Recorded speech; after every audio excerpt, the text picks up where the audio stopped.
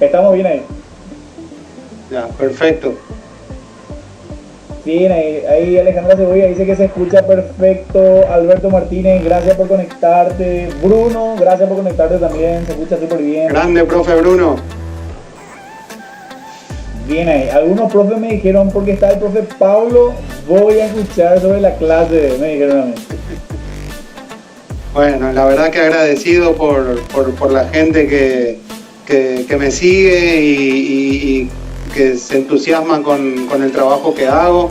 El que me conocen ya sabe que soy un apasionado de esto de la educación y la tecnología, así que siempre tratando de meter alguna cosa nueva, alguna novedad, alguna innovación con relación a la tecnología y la educación. Así que para eso estamos.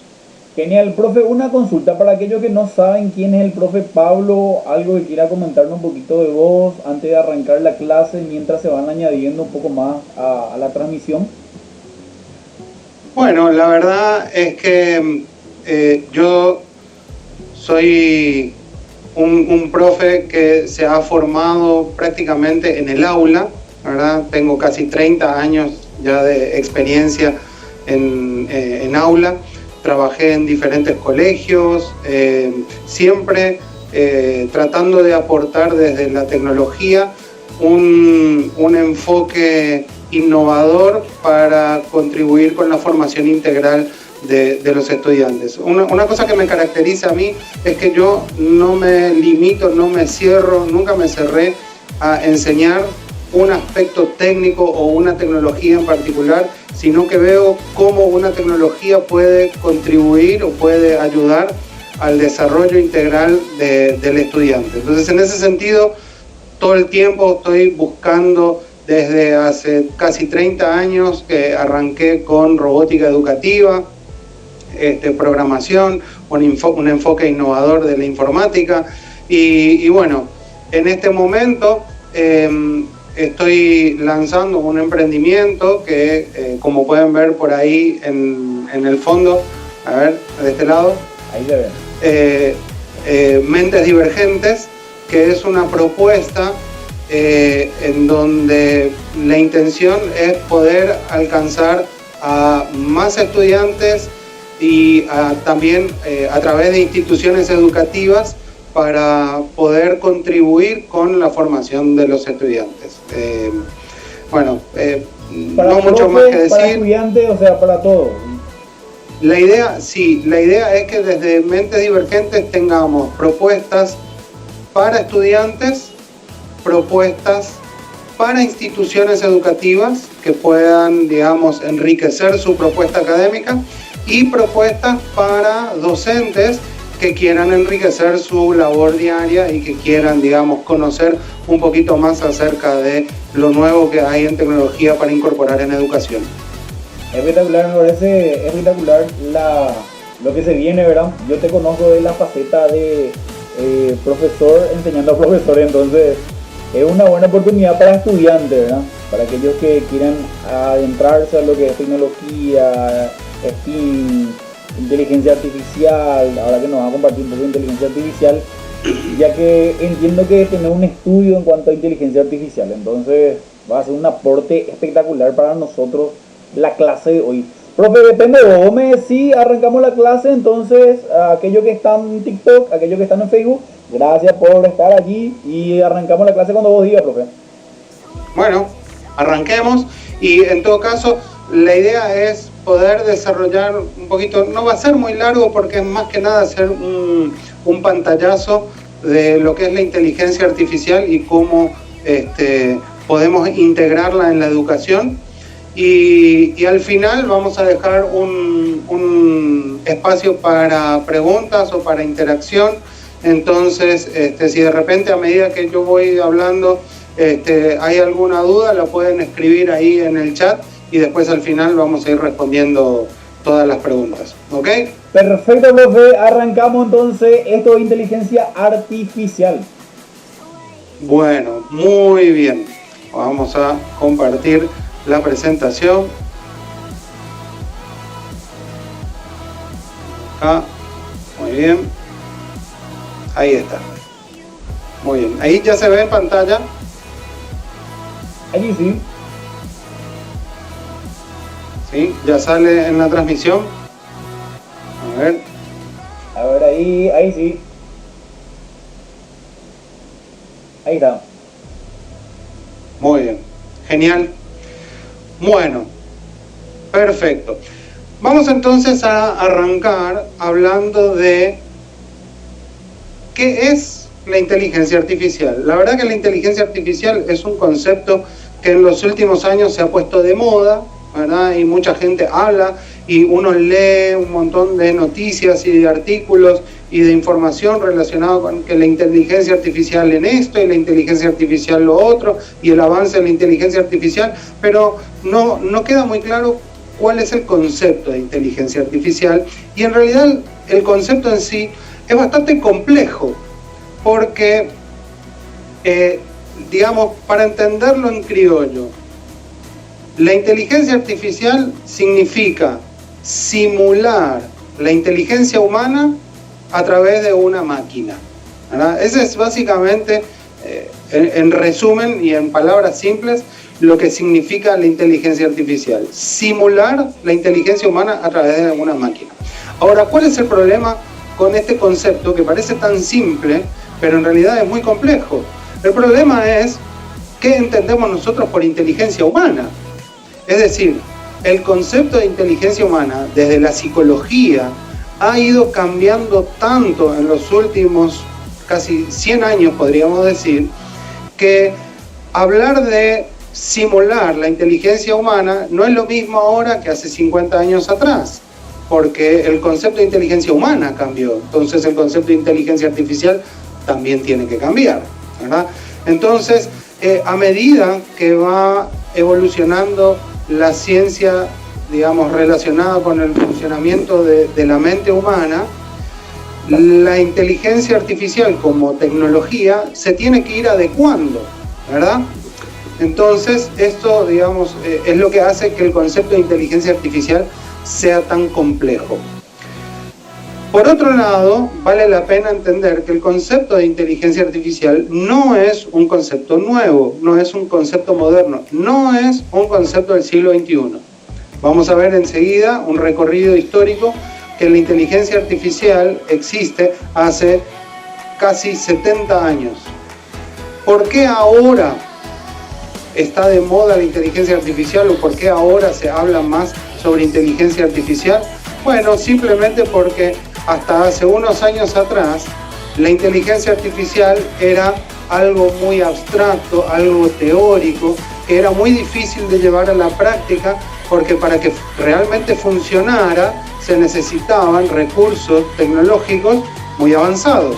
Es decir, hace 20 años atrás no teníamos computadoras con la capacidad de procesamiento, con la cantidad de memoria RAM que tienen hoy. Entonces, pensar en un sistema de inteligencia artificial que funcionara hace 20 años atrás era impensable. O funcionaba solamente en supercomputadoras, en empresas gigantes de la tecnología, ¿verdad? Y hoy se puede hacer funcionar la inteligencia artificial en un dispositivo móvil, ¿verdad? Entonces, lo que ha cambiado es que la capacidad de procesamiento de la información ha evolucionado al punto tal que hoy se puede incorporar la inteligencia artificial casi a cualquier cosa. ¿Okay? Entonces, eso es como para entender lo que es la inteligencia artificial. Como dije recién, vamos a hacer un breve recorrido de la historia de la inteligencia artificial. Voy a tratar de hacer muy rápido para no aburrirlos, ¿sí? Pero arranca la inteligencia artificial, el concepto de inteligencia artificial arranca con un matemático británico, Alan Turing, que publica unos libros de matemática relacionados con el funcionamiento del cerebro humano en cuanto al procesamiento de esos cálculos matemáticos, y entonces ahí es donde él abarca, digamos, encara el concepto de qué pasaría si estos cálculos que como los hace la persona, los hiciera una máquina, ¿verdad? A esa altura, en 1950, ya existían las primeras computadoras, ¿sí? Ya teníamos calculadoras muy avanzadas, entonces no era irracional pensar en que una computadora reproduzca el procesamiento matemático del cerebro humano. Lo que hizo Turing fue establecer diseñar un test que hasta hoy día se utiliza, y ese test permite medir la capacidad de una máquina de pensar como un ser humano. Es decir, Alan Turing diseñó una prueba para ver si una computadora es capaz de pensar como un ser humano. Básicamente lo que hizo Turing es establecer un test y se establecía un diálogo entre una persona y la máquina. Y si la persona que dialogaba con la máquina no se daba cuenta que del otro lado había una máquina, entonces la prueba estaba superada. ¿Okay? Ese fue en resumen, el test que planteó Alan Turing. Poquitos años después, en 1956, hay una conferencia de informática, de científicos informáticos, en Dartmouth, en Estados Unidos, y en esa conferencia se reúnen unos cuantos científicos y deciden, como resultado de esa conferencia, acuñar el término de inteligencia artificial, y a partir de ese momento nace la inteligencia artificial como un área científica, como un área de estudio independiente de la informática. Es decir, si uno piensa cuánto tiempo tiene la inteligencia artificial, y estamos hablando de casi 70 años, 67, 68 años, que existe la inteligencia artificial como concepto. ¿Ok? Algunos años después, en 1966, un proyecto del MIT. Hay que tener en cuenta que el MIT, el Massachusetts Institute of Technology, en 1959 funda su laboratorio o su instituto de inteligencia artificial con uno de los, podríamos decir, padres de la inteligencia artificial, que falleció hace muy poquito tiempo, que se llamaba Marvin Minsky. Realmente él es el referente de la inteligencia artificial. Como para que tengan una idea, él fue el que registró la patente de los cascos de realidad virtual, que hoy son tan populares por diferentes marcas. Bueno, él lo patentó allá por la década de 1970. Patentó la idea, porque no la podía reproducir porque no tenía recursos, pero él fue el que ideó el casco de realidad virtual. Entonces, decía, en 1966, un proyecto del MIT, con una computadora especial, ¿verdad?, bastante potente, desarrollan el primer chatbot. Un chatbot, vamos a ver dentro de un rato, es básicamente un sistema de interacción entre una persona, donde el que responde no es otra persona, sino que es una computadora con respuestas preprogramadas. Y mucho tiempo después, fíjense que los lapsos son bastante largos, porque todo este periodo se dedicaba a una investigación muy teórica, entonces no había muchos avances desde el punto de vista de la implementación técnica, sino que era todo muy científico. Bueno, en 1979, una computadora, un proyecto de computadora desarrollado en la Universidad de Carnegie Mellon, llamado BKG, era un programa que estaba diseñado específicamente para jugar backgammon. Y en 1979, una nueva versión de este programa vence por primera vez al campeón mundial de backgammon. Entonces se convirtió en un hito, porque por primera vez una computadora le vencía a un ser humano en algo para el cual ese ser humano era excelente, ¿verdad? Nuevamente, muchos años después, IBM desarrolla una supercomputadora con un software de inteligencia artificial llamado Deep Blue, enfocado en el ajedrez. Y como esta es una fecha un poquito más cercana a nosotros, seguramente todos recordarán o habrán leído, porque es un hito bastante reciente, el hecho de que una computadora le venció a Garry Kasparov, que era el campeón mundial de ajedrez en aquel entonces, ¿sí? Vale la pena destacar que hubo varios encuentros y recién en el último fue que la computadora le ganó a Garry Kasparov después de que el software fue evolucionando y se fue perfeccionando. Ya en este siglo, en el año 2005, aparece el primer vehículo autónomo que, puede ganar una carrera recorriendo 212 kilómetros de forma autónoma. ¿Sí? Este fue un proyecto de la Universidad de Stanford en Estados Unidos, y si bien para esa altura ya existían vehículos autónomos, se utilizaban o para distancias cortas, o para trasladar mercadería dentro de una fábrica, o para logística dentro de un predio pequeño, pero fue un hito muy importante el hecho de que un vehículo pueda recorrer una distancia tan grande. Por eso es que es considerado, digamos, como un hito dentro de la evolución de la inteligencia artificial. Hace menos tiempo, Watson, un proyecto también de IBM,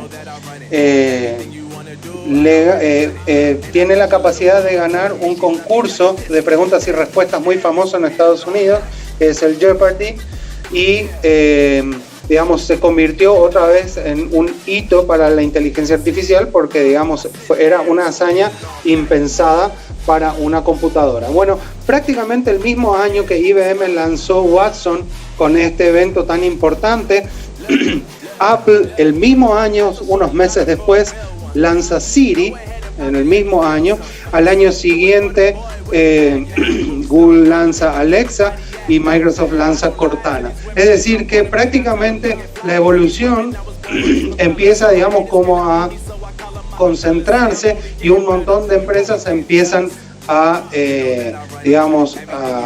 crecer y a evolucionar la inteligencia artificial.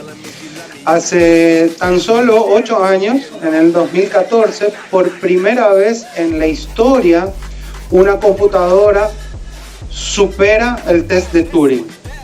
Fue un proyecto en Rusia de una computadora que simuló funcionar como un niño de 13 años.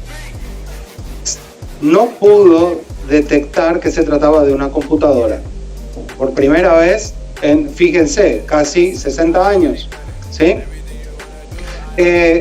A partir de ahí, se destapa un crecimiento en cuanto a la inteligencia artificial, como robots que vemos muchas veces en las noticias. Hay un robot chino que funciona como un clon de su creador, ¿sí? Que es muy popular por lo carismático que es el ingeniero que desarrolló el robot. Hay otro robot de Boston Dynamics. Hay muchos proyectos ahora de robótica que ya han superado esta instancia, y estamos en un nivel de evolución de la inteligencia artificial en donde, en combinación con otras tecnologías que se van incorporando, hace que el alcance de la inteligencia artificial sea prácticamente algo que no se pueda medir, o que no podamos visualizar de lo amplio que puede llegar a ser. ¿Ok? Bueno, ¿cómo vamos hasta ahí? No sé si se me está escuchando bien. ¿Seguimos bien? Sí, se te escucha bien, profe, y están unos cuantos ya, vamos a decirle, expectantes en lo que es la fanpage mejor dicho, mi perfil de Facebook, y también en TikTok. Buenísimo. Están unos cuantos. Están enganchadísimos, parece, porque desde hace rato que están casi 20 personas en TikTok mirando un poco la clase, ¿verdad? Y una retransmisión, ¿verdad? Buenísimo.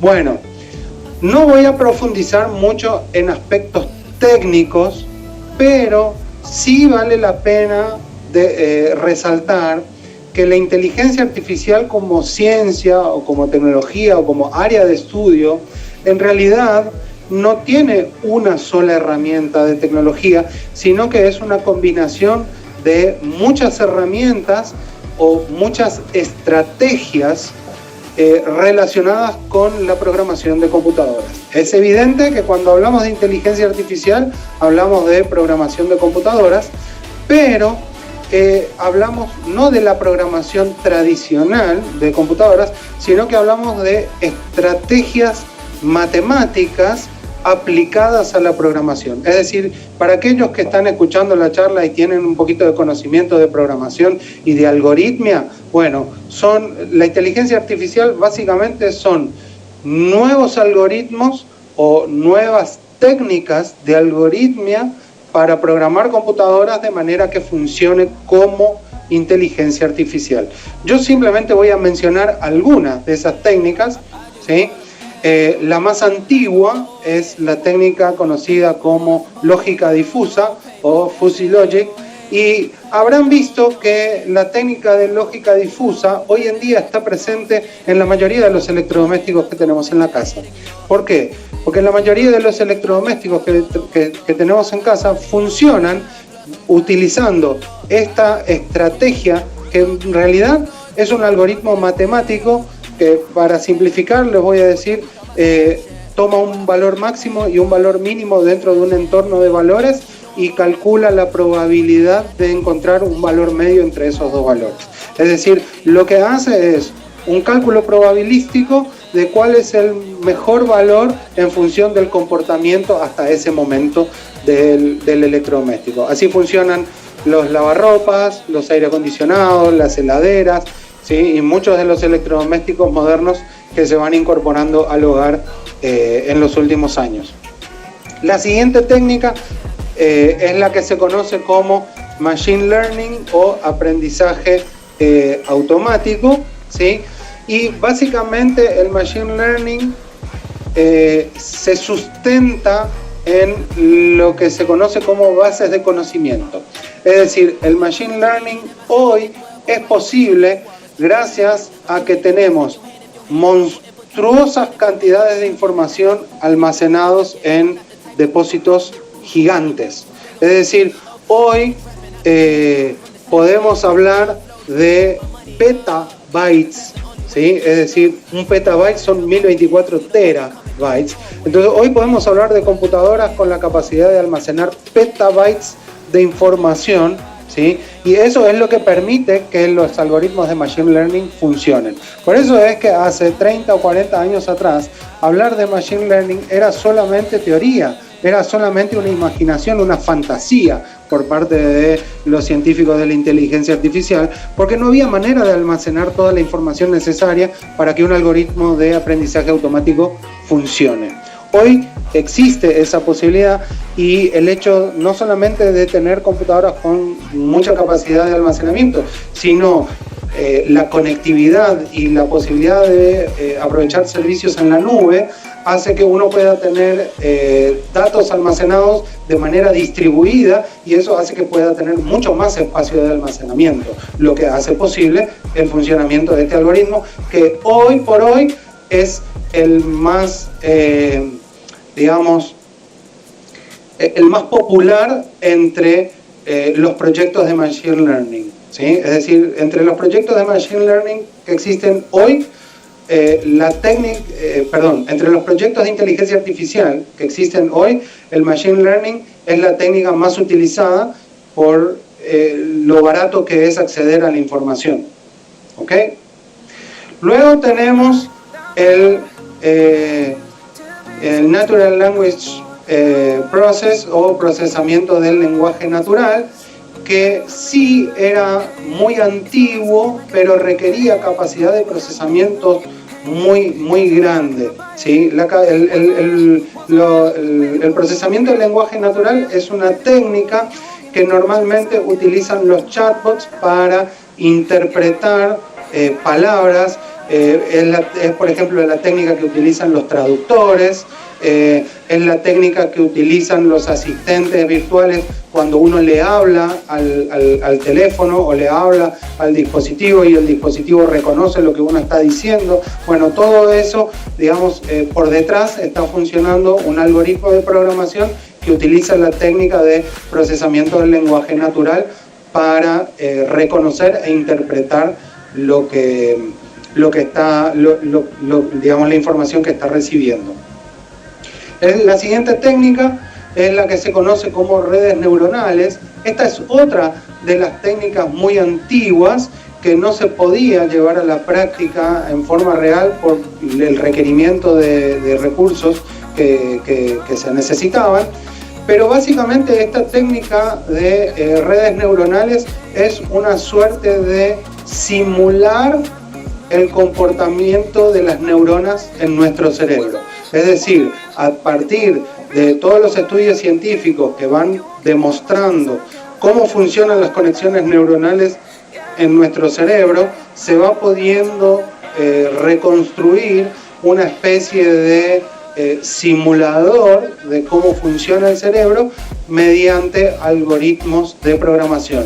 Entonces, básicamente lo que hacen las redes neuronales es un algoritmo que toma una información, genera un resultado, ese resultado alimenta a otro algoritmo de programación y luego el resultado de la conexión entre un algoritmo y otro puede generar un resultado, pero puede ser que no sea el mejor resultado, entonces ese mismo resultado alimenta múltiples algoritmos y los resultados de todos estos algoritmos se comparan para ver cuál es el más eficiente para el problema que se está planteando. Es decir, es como un mecanismo de mejora continua que el programa hace de manera automática mediante la conexión de los resultados de cada subproceso de programación.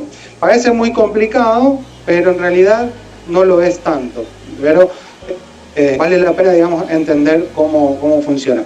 Este algoritmo o esta técnica de redes neuronales es la que utilizan, por ejemplo, las redes sociales o el software que utilizan las cámaras de los teléfonos celulares para reconocer rostros, ¿sí? O, por ejemplo, cuando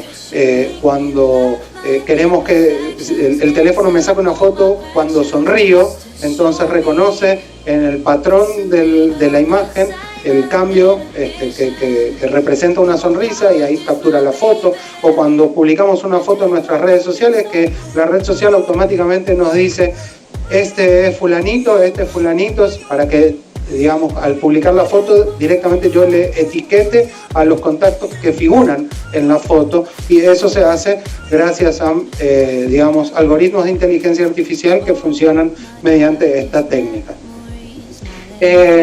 Luego hay una técnica bastante moderna, que es la técnica de minería de datos, ¿sí? La minería de datos es una técnica que tiene que ver con almacenar monstruosas cantidades de información, ¿sí?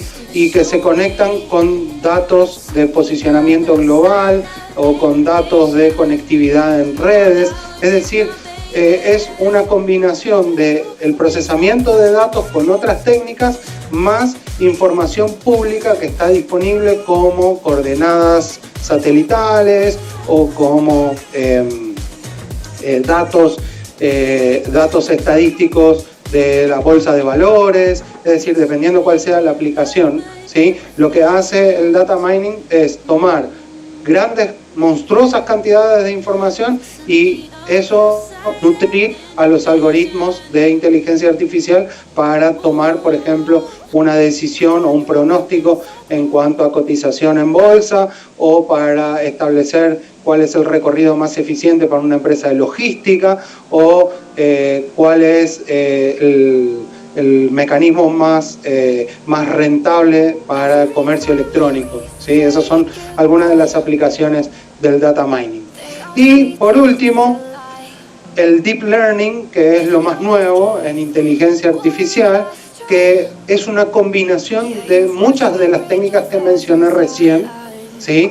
En donde el algoritmo no se aplica una vez, sino que se aplica una vez, se obtiene un resultado, luego se aplica otro algoritmo al resultado del primero, luego se aplica otro algoritmo al resultado del segundo, y así sucesivamente por capas. Es decir, el deep learning, por eso se llama aprendizaje profundo, porque en realidad lo que hace es combinar el aprendizaje automático con las redes neuronales y hacer el mismo proceso pero muchas veces para optimizar el resultado. No sé si habrán visto, el año pasado se pusieron de moda algunos videos llamados deep fake, que eran videos en donde veíamos personajes, por ahí algunos que ya no existen, como el ejemplo de la Mona Lisa, cantando o hablando, y uno miraba el video y parecía que efectivamente su rostro se movía como si fuera realmente una persona que había sido filmada. Yo llegué a ver, no lo pude guardar, me encantaría, si alguien lo tiene, que lo comparta, porque yo llegué a ver un video de nuestro presidente cantando una música muy simpática, por supuesto haciendo alusión a su desempeño en su cargo, sin hacer ningún descargo político. Pero hay muchos de estos videos. Hay videos de George Bush, hay videos de un montón de gente famosa dando vueltas ahí por internet, de videos que les hacen, hay de Obama, ¿sí?, diciendo cosas que en realidad ellos nunca dijeron, ¿okay? Pero gracias a esta nueva tecnología de la inteligencia artificial parece como si fueran verdaderos, ¿okay? Entonces aquí viene una cuestión que vamos a tocar al final de la charla, que es ¿qué hacemos con esto? Si es falso o si es verdadero, ¿quién lo controla? ¿Quién lo regula? ¿Quién se hace responsable del impacto que pueda generar? ¿Sí? ¿Cuál es la ética alrededor de todo esto? ¿Okay? Vamos a hablar sobre eso al final de la charla. ¿Ok? Muy bien. Quiero hacer un paréntesis de cómo se relaciona la inteligencia artificial con el trabajo. ¿Por qué? Porque al igual que todos los avances en tecnología a lo largo de los últimos, me animaría a decir, 2 siglos, siempre la evolución de la tecnología de alguna manera ha representado una crisis en las sociedades con relación a las condiciones de trabajo. Cuando a mediados de la década del 70 se masificó la incorporación de los robots en las industrias, se hablaba de pérdida de fuentes de trabajo, ¿sí?, pérdida de puestos de trabajo a consecuencia de la automatización. Trabajo que antes realizaban personas, ahora lo realizan máquinas. Bueno, y con la inteligencia artificial no es extraño pensar que puede ocurrir algo similar. De hecho, han habido reportes de periódicos, ¿sí?, en donde la inteligencia artificial y la automatización ponen en riesgo fuentes de trabajo, ¿sí? Entonces, aquí primero encendemos la alarma de cuál puede llegar a ser el impacto de que la inteligencia artificial forme parte de nuestras vidas cotidianas, y no solamente en cuanto al ocio y al entretenimiento, sino también desde el punto de vista del trabajo, desde el punto de vista de la productividad, y cómo la inteligencia artificial puede provocar esto que estamos viendo. ¿Okay? Sin embargo, aparece algo muy interesante como consecuencia de la incorporación de la tecnología. Y esto que yo estoy mostrando son artículos, algunos de España, otros de diferentes países aquí en Latinoamérica, ¿sí?, en donde ya las empresas empiezan a notar que tal vez la tecnología, la automatización o la inteligencia artificial esté reemplazando puestos de trabajo en algunas áreas puntuales y específicas. Sin embargo, hay otras áreas laborales en donde no hay suficientes trabajadores, ¿sí? Entonces podemos ver que hay realmente un déficit muy significativo, especialmente en los países de Latinoamérica, que la mayoría de los jóvenes, al elegir una carrera universitaria, son muy pocos los que eligen una carrera relacionada con las tecnologías.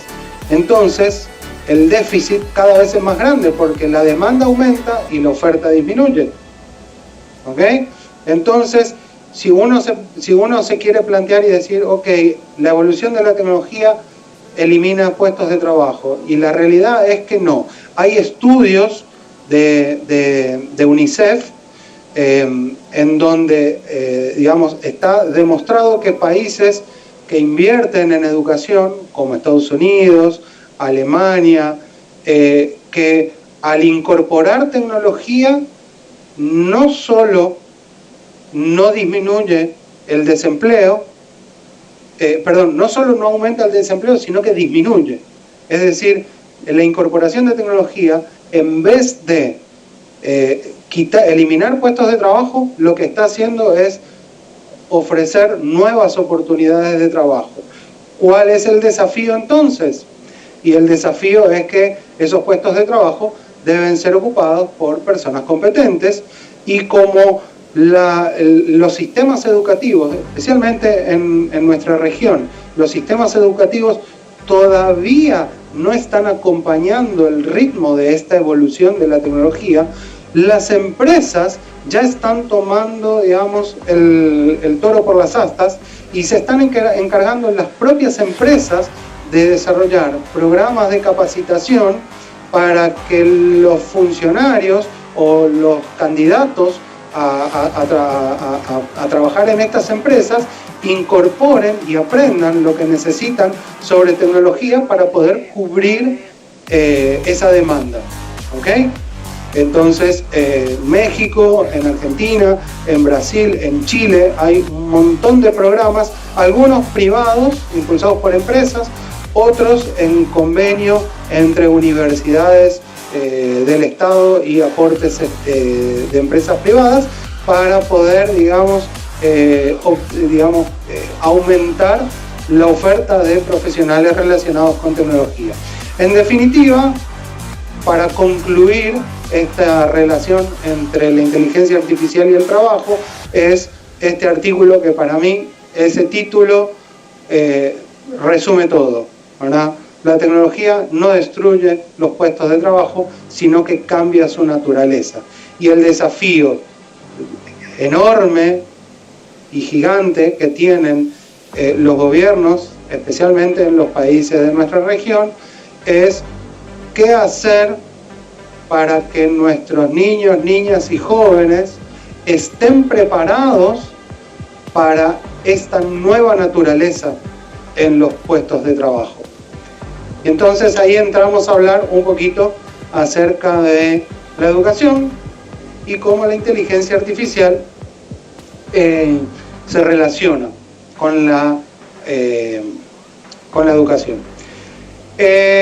Hace muy poquito tiempo, en el año 2019, la UNESCO reunió a representantes de todos los países que conforman la UNESCO, especializados en educación, y se dio una reunión que, digamos, fue un hito para esta relación entre la inteligencia artificial y la educación, porque se establecieron ciertas bases, ciertas condiciones sobre las cuales todos los países del mundo deberían trabajar con respecto a la educación y a la inteligencia artificial.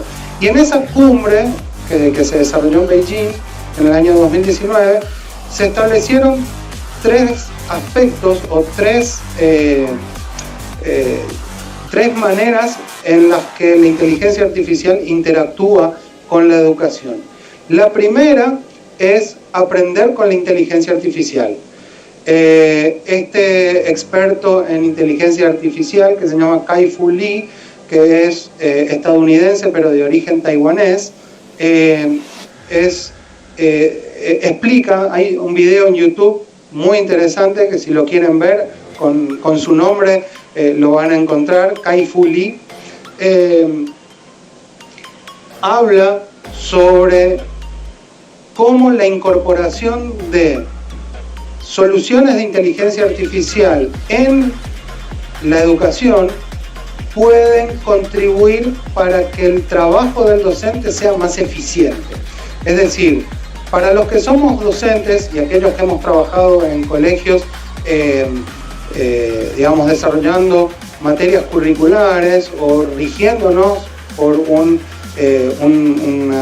mecanismo, digamos, de educación formal, sabemos que parte del trabajo del docente tiene que ver con completar informes, hacer planillas, instrumentos de evaluación, corregir esos instrumentos de evaluación y hacer un montón de trabajo administrativo, ¿sí?, que de alguna manera forma parte del rol del docente, pero que si todo ese trabajo se pudiera automatizar gracias a la inteligencia artificial, entonces el docente tendría más tiempo para dedicarse a la interacción con el estudiante, a atender casos puntuales de dificultad del aprendizaje, a trabajar aspectos socioafectivos del estudiante, más allá de cuál sea la materia que está desarrollando. Es decir, la incorporación, según este experto, la incorporación de la inteligencia artificial como herramienta en el sistema educativo va a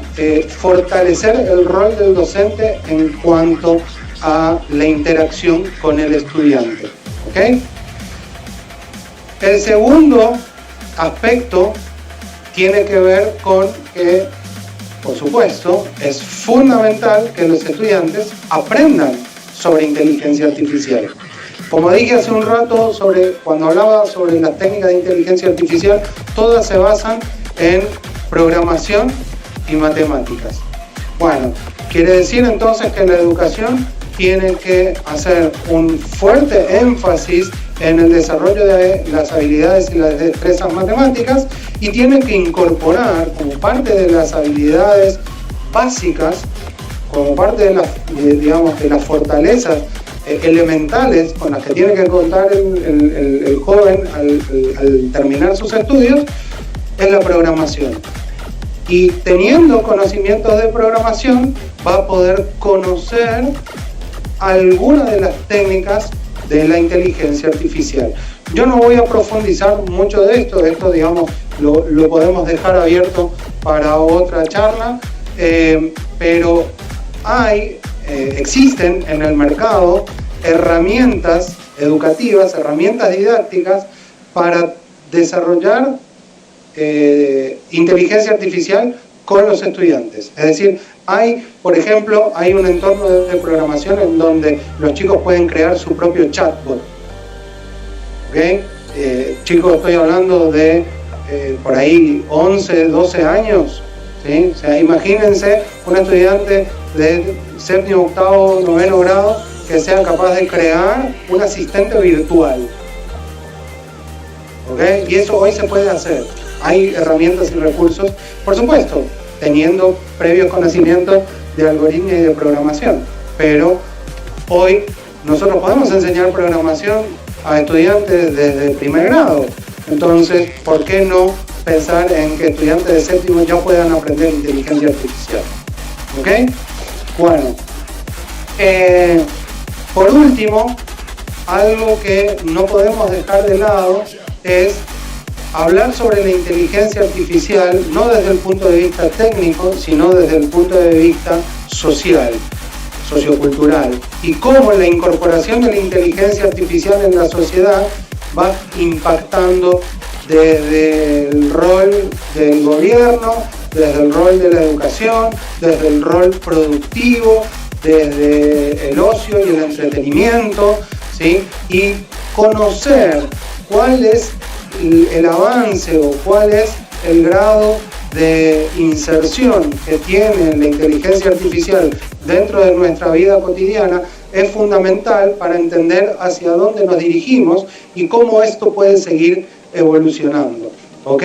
Entonces es muy importante estar siempre pendiente de ciertos boletines y ciertas informaciones, especialmente para nosotros que estamos en Latinoamérica. Hay mucha información muy interesante. Hay algunos países como México, Colombia y Argentina que están trabajando muy fuertemente en generar toda esta información para que toda Latinoamérica pueda utilizar esta información y establecer planes de gobierno, planes educativos, planes de productividad, ¿sí? Mediante la incorporación de la inteligencia artificial. Entonces, con esto nos vamos a la última diapositiva de esta presentación que había mencionado hace un ratito, que es hablar de la ética de la inteligencia artificial, ¿sí?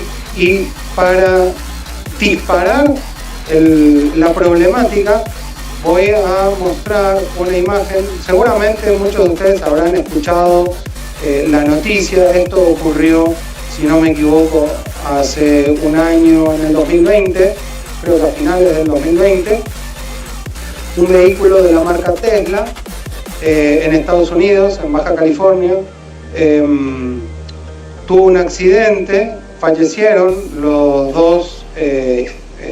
las dos personas que viajaban a bordo de este vehículo, y las pericias determinaron que en el momento del accidente el vehículo estaba conduciendo con el piloto automático, el autopilot, como le llama Tesla a su sistema de inteligencia artificial para la conducción del vehículo autónomo. Bueno, esto generó, digamos, una controversia muy grande, porque lo que uno se tiene que preguntar a raíz de esta situación es quién es responsable de esas muertes.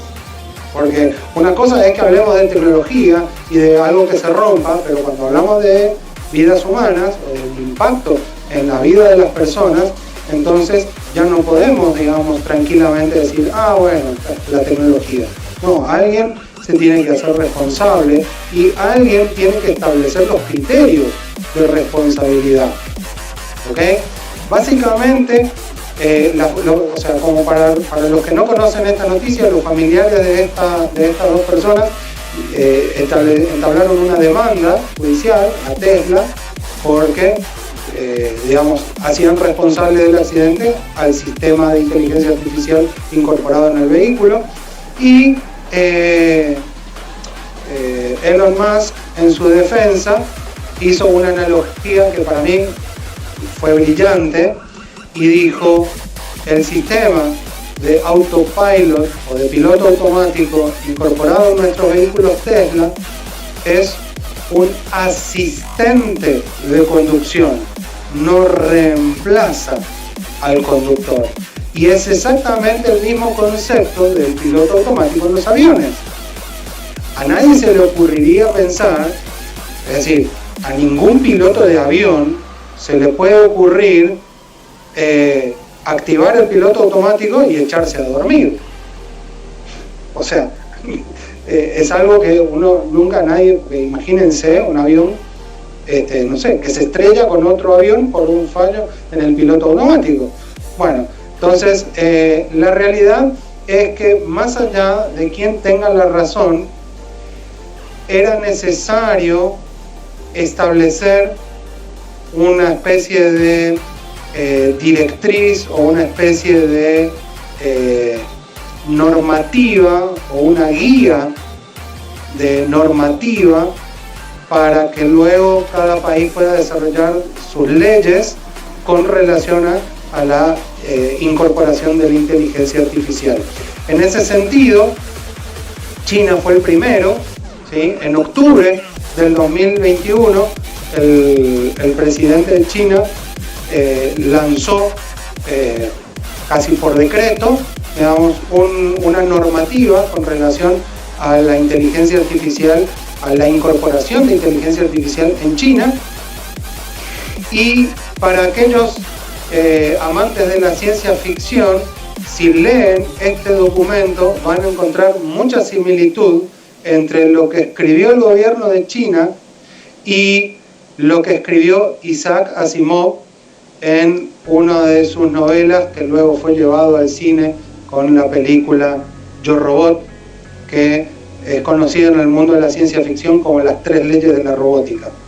Bueno, básicamente las 3 leyes de la robótica fueron readaptadas en China para establecer o digamos, redactar una especie de manual jurídico de la incorporación de inteligencia artificial. Y como eso era algo que no podía quedar solamente en China, nada más que un mes después, en noviembre del 2000, estamos hablando de hace meses, ¿sí?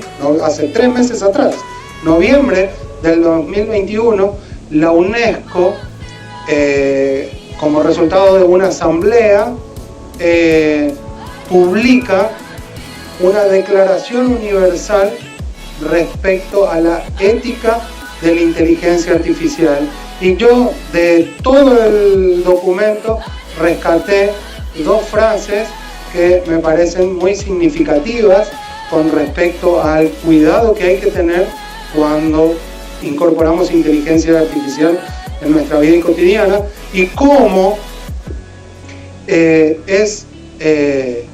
urge que todos los gobiernos en todo el mundo empiecen ya a trabajar en una jurisdicción, digamos, un marco jurídico que regule de alguna manera la responsabilidad y el impacto que tiene la inteligencia artificial en nuestra vida cotidiana. Y bueno, ese era, digamos, el pantallazo que queríamos darle con el profe Javier con relación a lo que es la inteligencia artificial y cómo la inteligencia artificial cada vez está más metida en nuestra vida cotidiana y cómo podemos vincularla con la educación. Entonces, en este momento, profe Javier, yo quiero dejar abierto un espacio de consultas para las consultas que haya por las diferentes redes en las que nos están siguiendo, y por supuesto compartirle nuestros datos de contacto, tanto del profe Javier como mío, a través de Mentes Divergentes, con relación a todo lo que tenga que ver con la tecnología y la educación. ¿Ok? Entonces, profe Javier. Interesante está el tema, profe, y vos sabés que da como para empezar a hablar, ver algunos detalles a profundidad, ¿verdad? Porque bien diste pantallazo de lo que es la evolución, ¿no? Hablaste un poquito de lo que es la característica, los tipos, cómo se puede, vamos a decirle, realizar o en qué área se utiliza la inteligencia artificial. Y bueno, nos diste un poquito también pantallazo de la actualidad. Y allí hay algunas preguntas allí, profe. Creo que por cuestión de tiempo lo voy a hacer un poquito rápido, ¿verdad? A ver si me entienden. Sí. La pregunta número 1 que surge es: ¿cuál es la meta mayor con la inteligencia artificial? Tipo, ¿cuál es la meta o el propósito mayor de la inteligencia artificial? Bueno, en inteligencia artificial, desde el punto de vista teórico, conceptual, se habla de una inteligencia artificial blanda y una inteligencia artificial dura o fuerte. La inteligencia artificial suave o blanda es la inteligencia artificial que conocemos, que, digamos, mostré a lo largo de toda su evolución, y es lo que hoy conocemos como el resultado de la inteligencia artificial. Desde el punto de vista teórico, todavía es algo que no se alcanzó, que no se ha logrado, pero desde el punto de vista teórico, digamos, lo máximo que se podría lograr es lo que se conoce como la inteligencia artificial fuerte o dura, por su traducción en inglés, que básicamente consiste en que la inteligencia artificial o una máquina dotada de inteligencia artificial no solamente pueda tomar decisiones basadas en información o criterios, sino que incorpore conciencia. Y desde el punto de vista teórico, desde el punto de vista científico, está demostrado que con las herramientas y las técnicas de inteligencia artificial deberíamos poder alcanzar. El problema por el momento sigue siendo la necesidad de grandes cantidades de recursos de procesamiento, pero por eso es que urge la legislación sobre inteligencia artificial, porque lo que nosotros vemos en películas de ciencia ficción o en novelas de ciencia ficción no está lejos de la realidad tecnológica que se puede alcanzar. Y si nosotros alcanzamos ese punto de la evolución de la inteligencia artificial sin un marco jurídico que regule, entonces vamos a estar como en la película Terminator. ¿Okay? digamos, es muy extremo, pero básicamente porque la técnica de inteligencia artificial de redes neuronales hace que realmente la inteligencia artificial funcione como el cerebro humano. Y cuanto más sabemos del funcionamiento del cerebro humano, más podemos reproducir y simular mediante un sistema de inteligencia artificial. Entonces... Espectacular, profe. Espectacular. No sé si me seguí escuchando bien, profe. Sí, perfecto. No sé si hay otra pregunta. Menciono otro comentario en sí. Este es el profe Javi Sosa.